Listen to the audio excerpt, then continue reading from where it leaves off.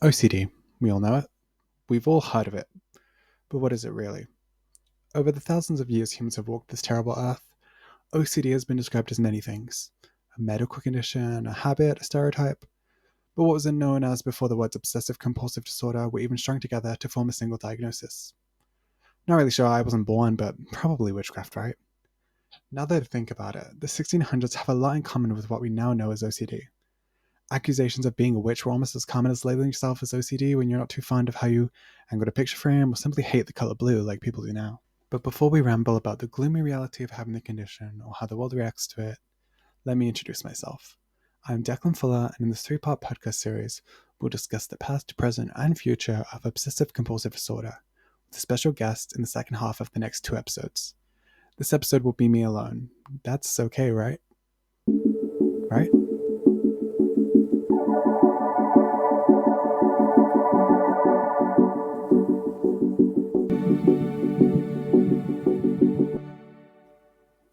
Like every story, we'll start at the beginning, and our beginning starts in the 14th century. Religious obsession ran rampant during this time. It was so extreme that it had to be given its own name: scrupulosity. The National Library of Medicine describes this condition as a psychological disorder primarily categorized by pathological guilt or obsession associated with moral or religious issues that is often accompanied by compulsive moral or religious observance. I'll be honest, I'm far from religious myself, but there are definitely symptoms that overlap with that modern definition of OCD that both me and other people experience.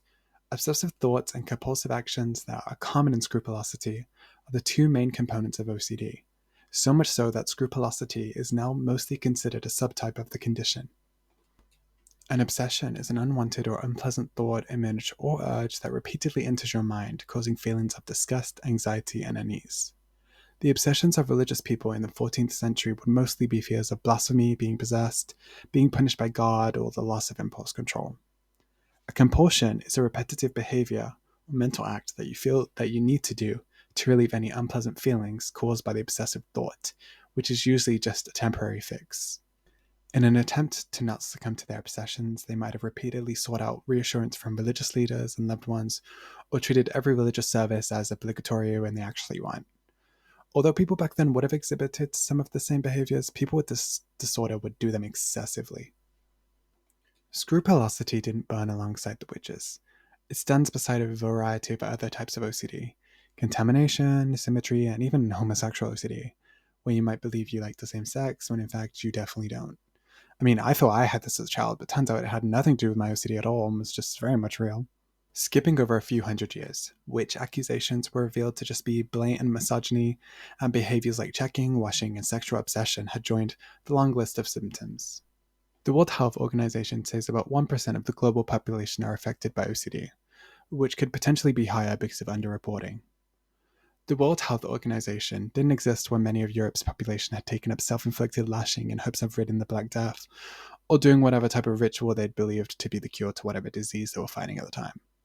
The 1% did, however. Although this statistic feels smaller than some might have expected, due to the rapid growth of OCD being used as more of an adjective than a mental condition. Wait, I'm getting ahead of myself. Back into the time machine and into the past. Complaining hadn't been invented yet and everyone was well behaved and kind to each other, right? 1% of the ever-growing population of Earth is around 80 million people, and many of the most famous people in the planet's history, believe it or not, had obsessive compulsive disorder. Charles Darwin, mostly known for creating the evolution by natural selection theory back in 1859, is widely accepted to have had OCD. Darwin wrote about the multiple obsessive thoughts he suffered from and how he found it impossible to escape from them. In a letter to a friend, he wrote, "I could not sleep, and whatever I did in the day haunted me at night, with a vivid and most wearing repetition." He described the thoughts as a horrid spectacle. Some of them included fears that he would pass on his illness to his children, and to stop this he would shut his eyes tightly. A simple action may seem unrelated or too minuscule to actually do anything about his unwanted thoughts, but an action, big or small, also known as a compulsion, like I described earlier, grants a temporary relief. I know when I get similar thoughts to Darwin, and I am talking about his obsessive thoughts, I am in no way close to becoming a biologist. I scrunch my hands into a fist to distract myself.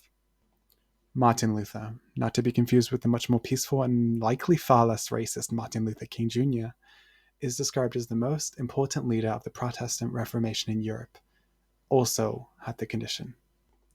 Luther's protege, Philip Melanchthon, wrote that when he would think about the wrath of God, he would mix his prayers, and later claimed, these terrors he experienced either for the first time or in the most acute manner during the year in which he was deprived of a favourite friend, which lost his life by some accident of which I am ignorant. I mean, you gotta hand it to these century-old people. That reads like poetry. But anyway, Luther is believed to have suffered from scrupulosity, the religious subtype of OCD I mentioned earlier. Neurasthenia is a term used as early as 1829 to describe mechanical weakness with the nerves. It basically described all neurotic disorders like depression, anxiety, and even phobias. Sigmund Freud, an Austrian neurologist, was famous for his many theories, some of them being personality. He said how he believed it was made up of three parts: the ID, the ego, and the superego. Another theory was the unconscious mind, its ability to hold memories, emotions, and thoughts outside of the conscious mind. As the 20th century came closer, Sigmund Freud separated neurasthenia from OCD, along with French psychologist Pierre Janet. Freud said that someone with OCD had conflicts with unwanted, aggressive, and sexual thoughts. He thought that OCD linked to unconscious conflicts that patients may be experiencing due to the illness, like his theory about the unconscious mind suggested. And finally, OCD came to be. I don't know if I should be thanking Sigmund Freud or telling him to fuck off, but either way, here we are in the 21st century. I'm touching door handles 4 times to stop the wood from blowing up, and you're listening to me complain about it. Well, episode 1 has come to an end. I know it's a little short, but thank you for listening, and stay tuned for the next 2 episodes, with special guests included in both.